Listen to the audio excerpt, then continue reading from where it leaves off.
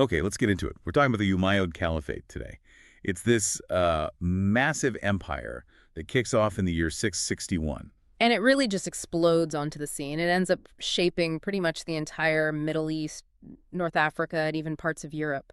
The scale is what gets me. We're talking about an empire that, in a really short time, stretched thousands of Oh, miles. absolutely. From the Atlantic Ocean all the way to the edges of China. It's an incredible feat of organization. So, where do we start? Yeah. The story begins right after the death of the fourth caliph. There's a lot of conflict, and a man named Muawiya I takes control. Right. And that moment with Muawiya is the key to everything. Mhm. Before him, leaders were, chosen by the community. It was a different system. He changed that. He completely changed the rules. He established a new system where leadership became hereditary. So it would stay within his family. So it's no longer about being chosen. It's about who your father is. Exactly. It's a dynasty now, basically a monarchy. And for a lot of people at the time, this was a huge controversial shift away from tradition. It caused a lot of friction. And he didn't stop there. He also moved the capital. Yeah, he moved it from Medina, which was the traditional religious center, all the way to Damascus in modern-day Syria. Why Damascus? What was the advantage? It was a purely practical move. Medina was kind of out of the way, but Damascus was right in the middle of everything. It was the perfect spot to run a huge, expanding empire from. So the focus shifted. Completely. The new leadership in Damascus was all about two things: building a powerful professional army and creating a stable government to keep it all organized. Which brings us to their expansion. Once they were set up in Damascus, they look west, right, towards North Africa. They did, and that push across North Africa was not easy. It wasn't a quick victory. It was a decades-long effort. What's so difficult about it? Well, they were fighting local Berber tribes who were fiercely independent and knew the desert terrain like the back of their hand. They were tough opponents. So how did the Umayyads manage it? They realized they couldn't just march through. They had to build permanent bases. That's why they founded the city of Kairouan in what's now Tunisia. It was a military base. A huge one. It was built specifically for that purpose, to let them project power deeper and deeper into the west, all the way to the Atlantic. And what was the result of finally controlling North Africa? It had two huge effects. First, those really important trade routes across the Sahara Desert became way safer, which meant more trade and more money. And the second? The second was maybe even more important. A lot of the Berber fighters actually joined the Umayyad army, and they became some of their best soldiers. And it's those soldiers who take the next giant leap, isn't it? It is. In the year 711, after reaching the Atlantic, they crossed the sea into the Iberian Peninsula, modern Spain and Portugal. Led by a general named Tariq ibn Ziyad. Yes, and he was a Berber commander, which just shows you how integrated they'd become. The very place he crossed is still named after him, the Strait of Gibraltar. Gibraltar comes from Jebel Tariq, or Tariq's mountain. Wow. And that conquest was fast. Unbelievably fast. They defeated the local Visigothic king, a guy named Roderick, in a single decisive battle. After that, major cities like Toledo and Cordoba fell pretty quickly. And they called this new territory Al-Andalus. Right, Al-Andalus. And it wasn't just another province. It became this amazing center for learning and culture. At a time when a lot of Europe was in the Dark Ages, Al-Andalus was shining. But there's always a limit to expansion. They tried to push even further north over the Pyrenees Mountains. They did, into the land of the Franks, what we now call France, and that is where the push finally stopped. At the Battle of Tours in 732. Exactly, the Battle of Tours. A Frankish army, led by Charles Martel, defeated them, and that really marked the high-water mark of their expansion into Europe. Okay, so that's the West. But what's so amazing is that at the exact same time, they were also pushing east. Yes, completely different armies, different goals. The Eastern Campaign was all about economics. The Silk Road. The Silk Road? They pushed through Persia towards Central Asia with one main goal: control those incredibly wealthy trade routes. So they captured key cities. The most important ones, cities like Samarkand and Bukhara in modern Uzbekistan. These places were legendary for their wealth. Controlling them meant controlling the flow of goods. And they also went southeast toward India. Right. An expedition into modern-day Pakistan, led by a really young but brilliant general, Muhammad bin Qasim. And he was successful? Very. He reached the Indus River Valley, captured the key port of Dabal, and secured the whole province of Sindh.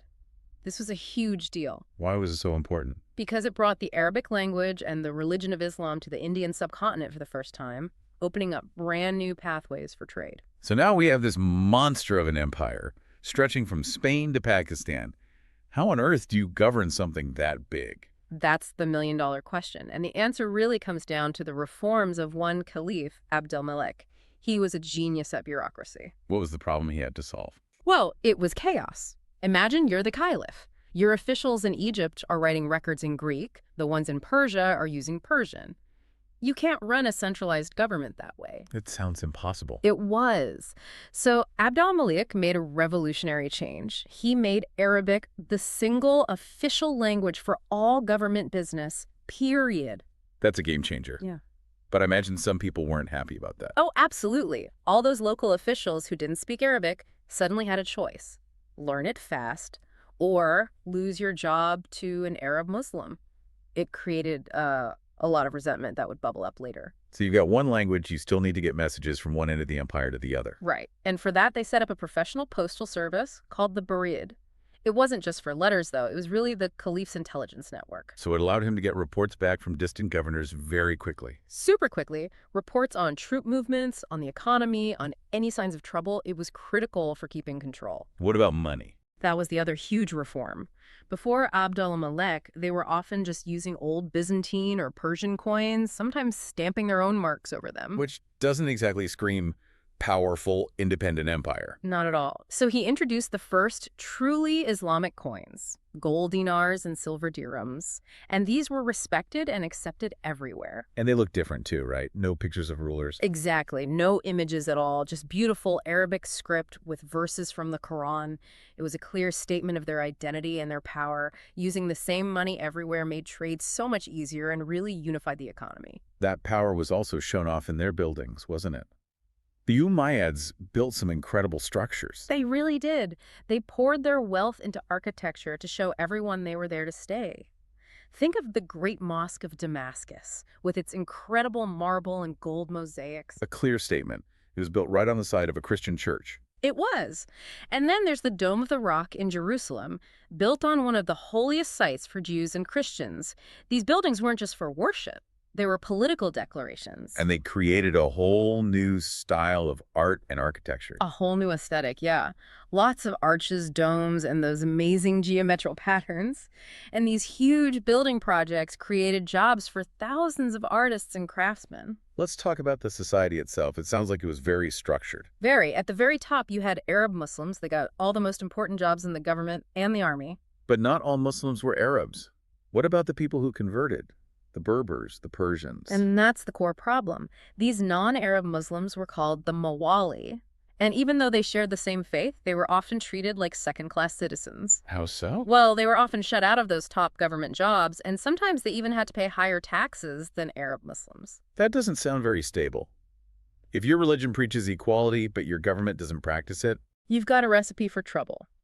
And that growing unhappiness among the Mawali became the single biggest weakness of the Umayyad dynasty in the East. what about non-Muslims, like Christians and Jews? For them, things were actually pretty stable. They were considered people of the book and were allowed to practice their own religions and run their own communities. As long as they did what? As long as they paid a special tax, the jizya, and accepted the caliph's authority, it was a system that allowed for a lot of diversity. Okay, so we have this giant, wealthy, complex empire, but it's got these deep cracks in its foundation. The feeling that the rulers in Damascus are too distant, too rich. And too focused on their own luxury, yeah. And that unhappiness gave an opening to their rival. The Abbasids. The Abbasids, another powerful family. They started a secret movement, mostly in the eastern provinces, recruiting from all those unhappy Mawali. And what was their promise? It was simple and it was powerful. They promised to create a state where all Muslims would be treated as equals, no matter if they were Arab, Persian, or anything else. And this led to war. To a full-blown civil war. The Abbasids finally met the Umayyad army in 750 at the Battle of the Zab. And the Abbasids won. Decisively. The last Umayyad Caliph was defeated, and the Abbasids hunted down and killed almost the entire Umayyad family. It was a brutal end to the dynasty in the East. Almost the entire family. Almost. There's this one incredible final chapter. A young Umayyad prince named Abd al-Rahman managed to escape the massacre. And where did he go? He went on this epic journey, fleeing for his life all the way across North Africa, and finally made it to Spain, to Al-Andalus. Where they were still loyal to the Umayyads. Exactly. The governors there welcomed him, and he established a new independent Umayyad kingdom in Spain. So even after the empire in the east was totally destroyed, the Umayyad legacy survived and even thrived in Europe for hundreds more years. For centuries, and often it was even more culturally and scientifically advanced than the rest of Europe. It's an incredible story of survival. So when you look back, the Umayyads really created the first blueprint for a giant unified Islamic state. They set the standard. They absolutely did. A common language, a single currency, a professional government. They created a cohesive state on a scale nobody had seen before. Yeah. Future empires, even the Abbasids who defeated them, ended up copying their model. So their influence lived on, even through their enemies. It's that idea of a structure being so powerful it outlasts the people who built it.